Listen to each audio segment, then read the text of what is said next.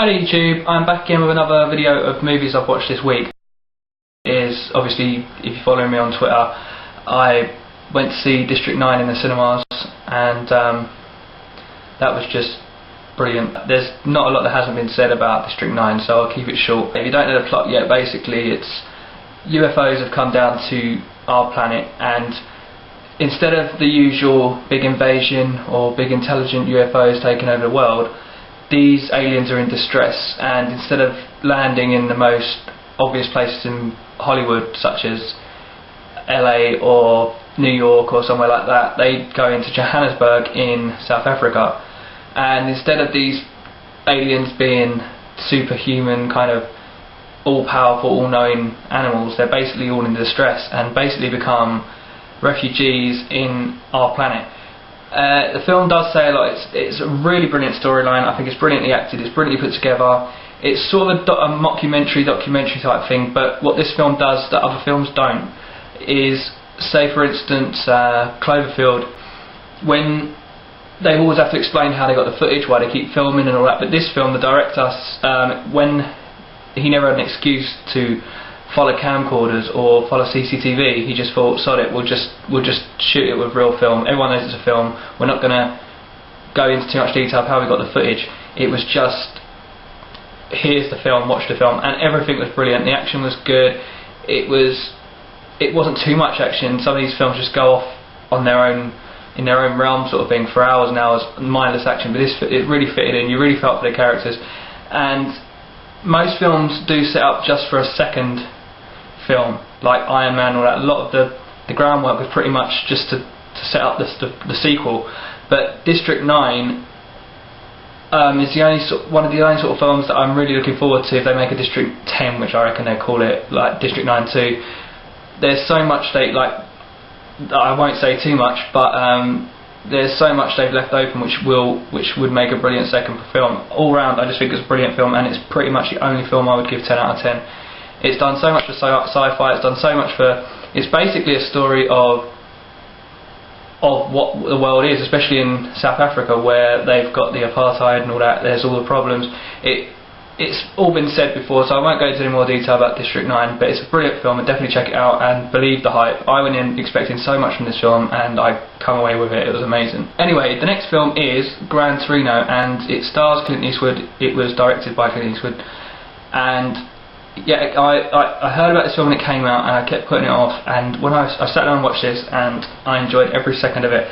Clint Eastwood plays this sort of old age man, and his wife's died, and he lives in a very rough area, and he's not so much a racist. I was trying to think what he is.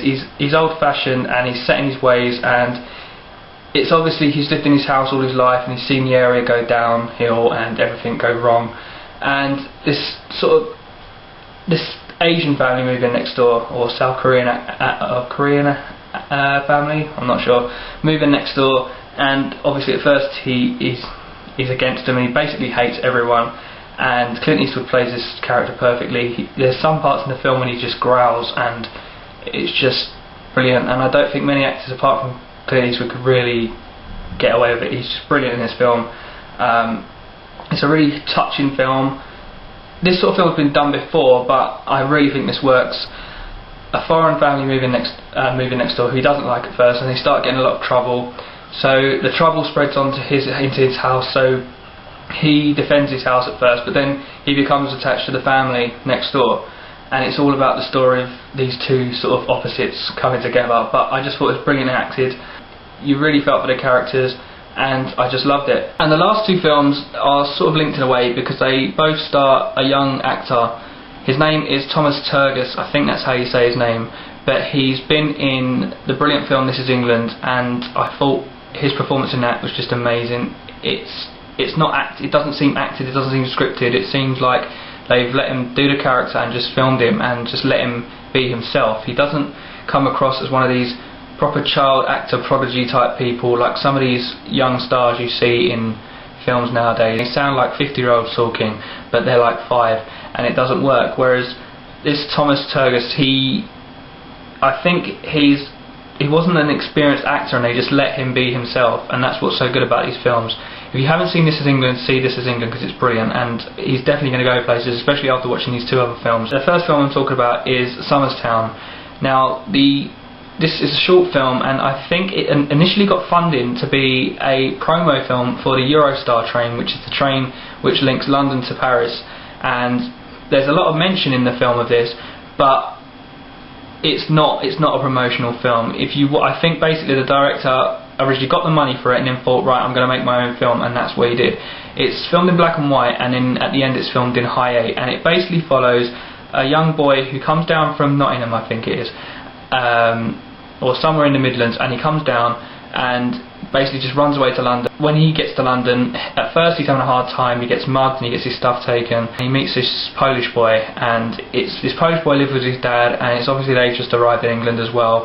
And it follows their story, and it's just a nice story of these two kids and what they get up to and their sort of days around. And while they're there, they both fall in love with this sort of woman who works in a cafe, this French woman, and she ends up going off to Paris, and they basically are heartbroken that she's gone, and then they try to find her. I can see how it was supposed to be a promo, because there's a lot of mention in the film about the Eurostar, but it really doesn't ruin the plot. It's so brilliant, and it's just a nice film just to sit and watch. And it's not one of these big budget films. It's made on a budget of like £10 or something stupid, and it's just a brilliant film. It's just so nice to watch. It's really short, but you really have to check it out because the performances are brilliant. Even just to see Thomas Sturgis as he's young, and he's just going to get better, and I reckon he will be a huge star. That's why it's linked to the next film, is Eden Lake, and also stars Thomas Sturgis. He doesn't star in it, he's sort of like a side character. Eden Lake is about a couple that basically go to this deserted quarry which has basically become a lake, and they're just on a weekend, or like a sort of a long weekend, and they go down to the lake and they're camping, and they run into these sort of chavvy, sort of hoodie type kids. Now if you're in America or Canada, chav is basically these sort of louty type children, like unruly children and that, and it's this sort of gang. Well, they're more teenagers than children, and the performances of the children in this film, or the teenagers in this film, were brilliant. And it's basically Last House on the Left, which I hate, done correctly. And I watched this film yesterday, and as I look back on it, I realised what it sort of reminded me of. It's a small town, and it's sort of like these American films when they're set out in the deep south, and there's sort of like the close-knit community, and they all stick together, and the outsiders are sort of not welcome, and the outsiders instantly become the bad people, and sort of everyone's against you. And it took me a while to realise that this is what it seemed like, because it's like it's set in England, but the people are sort of these sort of common type, with their unruly children and all that kind of stuff, and these two sort of, they're middle class type couple come and stay there, and they're sort of the outcasts. What happens is the couple are sunbathing by the lake, the kids come over and start causing trouble with the loud music, dogs barking, and so the man goes over, says, could you turn the music down? They get into an argument, that sort of thing. Then they end up leaving. A bit later on in the film, the kids manage to get hold of their car keys and take the car.